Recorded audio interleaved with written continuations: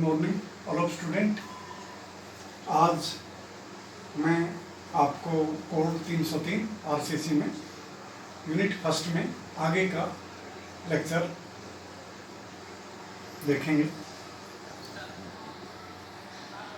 आज का टॉपिक है grade of concrete and grade of steel, grades of concrete and grade of steel. जैसा कि आपको पता है आरसीसी में दो मटेरियल यूज होते हैं, कंपोजिट सेक्शन होता है आरसीसी में, एक कंक्रीट है एक स्टील है। तो कंक्रीट एंड स्टील का ग्रेड्स जो आरसीसी में यूज होते हैं। पहले हम बात करते हैं कंक्रीट की। एज पर IS 456 2000 के अनुसार कंक्रीट जो ग्रेड हैं वो M10 से M80 तक है। उन ग्रेड्स को 3 ग्रुप में बांटा गया। ऑर्डिनरी कंक्रीट M10 से 20, 10, 15, 20 3 ग्रेड हैं। स्टैंडर्ड कंक्रीट M25 से M55 7 हैं, 25, 30, 35, 40, 50, 55 इस तरह से। और हाई स्ट्रेंथ कंक्रीट या हाई परफॉर्मेंस कंक्रीट M60 से M80 ये 5 है। तो इस तरह से टोटल 15 है। हालांकि इसका अमेंडमेंट होकर M100 तक चला गया, टोटल 19 ग्रेड में। लेकिन आपको इसी को अभी फिलहाल फोकस करना है कि कंक्रीट ग्रेड क्या है। ये आपको पता अच्छी तरह से। M तो मिक्स है और जो 20 है वो करेक्टरिस्टिक कंप्रेसिव स्ट्रेंथ है 150 mm³ में 28 दिन क्यूरिंग के बाद के मिनिमम। तो ये आपकी इसकी करेक्टरिस्टिक कंप्रेसिव स्ट्रेंथ है 150 mm³ और आफ्टर 28 डेज क्यूरिंग। और यूनिट है इसका न्यूटन पर mm² मेगापास्कल। तो आरसीसी के अंदर कोड बोलता है मिनिमम M20 ग्रेड यूज करेंगे। अब प्री स्ट्रेस कंक्रीट है उसके अंदर हम M30, 40, 50, 60, 70, 80 तक करते हैं।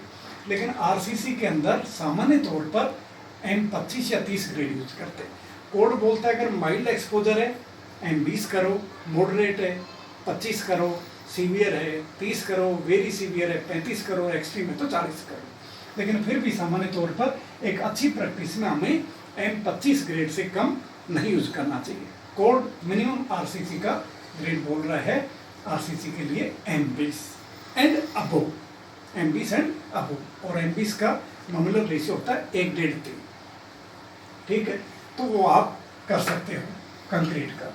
तो ये आपने कंक्रीट टेक्नोलॉजी में पढ़ा है और ये मैंने बताया इस तरह से ये ग्रेड है। और ये जो M40-50 से ऊपर है वो स्पेशली प्री स्ट्रेस कंक्रीट के लिए हम यूज करते हैं, प्री टेंशन या पोस्ट टेंशन। अगर M20 से नीचे की ग्रेड है, M10 है, M7.5 है, वो हम पीसीसी में यूज करते हैं या सिंपल फुटिंग हो, सिंपल बिल्डिंग की उनके अंदर यूज करते हैं। ठीक है, ड्यूरेबिलिटी पर्पज के लिए। और कोर्स एग्रीगेट का साइज 20 mm होता है। इसी तरह से सिमिलर अगर हम बात करें स्टील की, तो स्टील की इसमें मुख्य तौर पर 2 टाइप का है। एक प्लेन बार है जो कोड बोल रहा है और दूसरा है HYST बार जिसको टोर बार बोलते हैं। इस प्लेन बार को बोलते हैं माइल्ड स्टील और HYSD high yield strength deform bar, tor bar, ribbed bar, twisted bar, ये इसका पेटेंट नाम है। तो ये टोर बार है। इसका एज पर IS कोड 432 और इसका ग्रेड है FE 250। FE का मतलब फेरस और 250 इसकी स्पेसिफाई करेक्टरिस्टिक यील्ड स्ट्रेंथ है। यूनिट वही है MPM, तो न्यूटन पर mm² में। अगर HYSD की बात करें IS 1786 और इसके अंदर ग्रेड है 415, 500, 550, 600 यहाँ तक है। कोड में 500 तक ही दिया हुआ है, 415 और 500।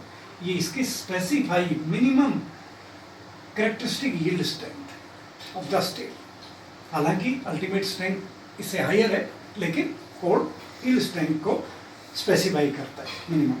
अगर और स्टील की सुपीरियर बात करें तो जो टोर स्टील है वो TMT बार आते हैं, CRS बार आते हैं, थर्मो मैकेनिकली ट्रीटेड बार, कोरोजन रेजिस्टेंट स्टील। इनके अंदर भी जो केमिकल कंपोजिशन है वो चेंज कर देते हैं तो उससे इनकी मैन्युफैक्चरिंग हो जाती है। बड़ी बड़ी कंपनियां हैं जैसे सेल है, टिस्को है, RINL है, वो कंपनियां 500 ग्रेड या अबो ग्रेड के TMT CRS सरिया बनाती है। तो ड्यूरेबिलिटी बढ़ जाएगी और डक्टिलिटी अच्छी हो जाएगी, इलोंगिनेशन अच्छी हो जाएगी।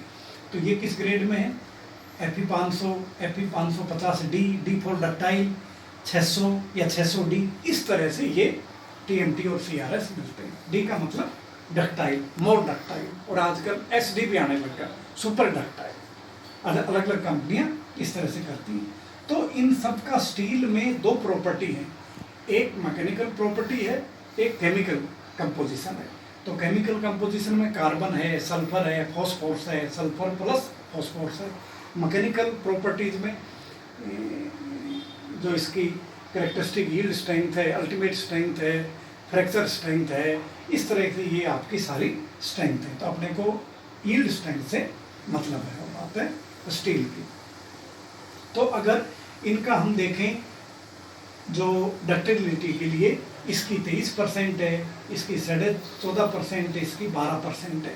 लेकिन अगर हम कुछ केमिकल कंपोजिशन चेंज करें तो डी लगाकर, डक्टाइल लगाकर उसकी परसेंटेज इनोमिनेशन बढ़ा सकते हैं। तो स्टील के लिए जो आरसीसी में एक मुख्य बात है कि कंक्रीट ब्रिटल है, लेकिन सरिया यूज करने से वो डक्टाइल बन जाती है। तो हमें ज़्यादा से ज़्यादा कोशिश ये होनी चाहिए कि स्टील की परसेंटेज इल्यूमिनेशन ज़्यादा हो।